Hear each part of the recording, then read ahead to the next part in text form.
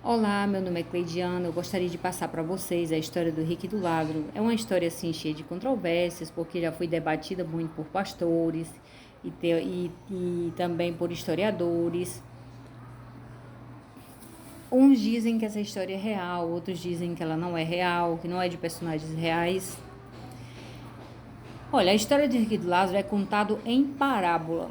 Por que é contado em parábola? Por que assim em parábola? Porque ela possui muitos exageros. O caso assim de Deus ter filho no inferno, né? Porque a todo tempo Abraão chama o rico de filho e o rico chama Abraão de pai. Deus não tem filho no inferno, mas é porque essa história é contada em parábola.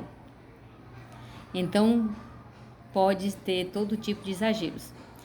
Mas o que torna essa história irreal? É o fato do mendigo estar no portão daquele homem. Não é porque ele era rico, mas o mendigo cheio de chagas no portão de alguém.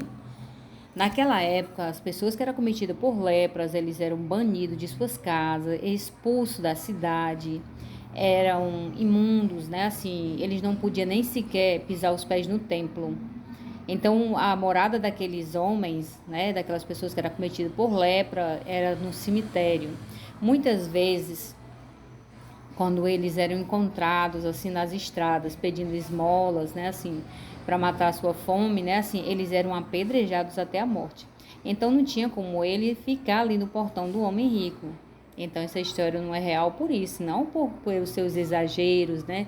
De Deus ter filho no inferno, né? Porque o rico chama Abraão de pai, Abraão chama ele de filho, né? Assim, apesar do abismo, né? Do grande abismo, mas existe uma estreita relação entre eles, mas é pelo fato de ser contada em parábola, né?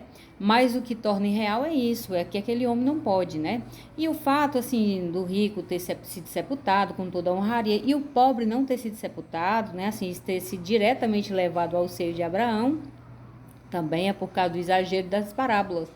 E também porque naquela época o homem que era cometido por lepra, com certeza ele não era sepultado, né? Assim, ele morria e a natureza se encarregava de desmanchar ali é, a substância do homem.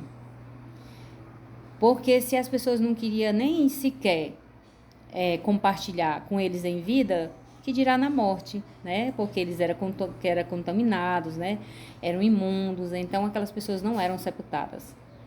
Então, assim, o que Jesus quis dizer com aquela parábola é uma boa ilustração para a vida do homem, porque significa as duas extremidades do homem. Por que Jesus falou que aquele que recebesse tudo aqui na terra perdia a sua salvação? Olha, tem que ver que essa história é contada em parábolas, tem os seus exageros.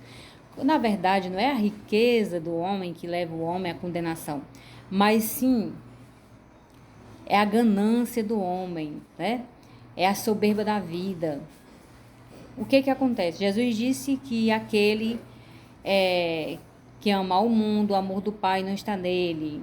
E que adianta o homem ganhar o mundo inteiro e perder a sua alma?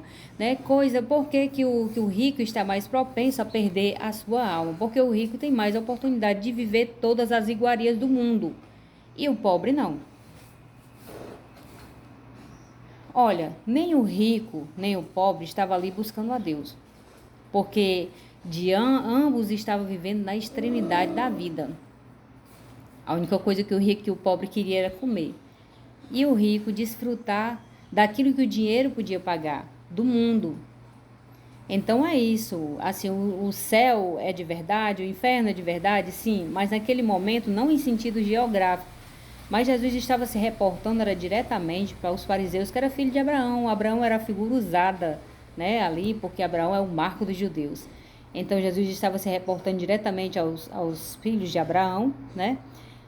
O qual eles estavam mortos espiritualmente e debaixo da justiça de Deus, ou melhor dizer, do juízo de Deus.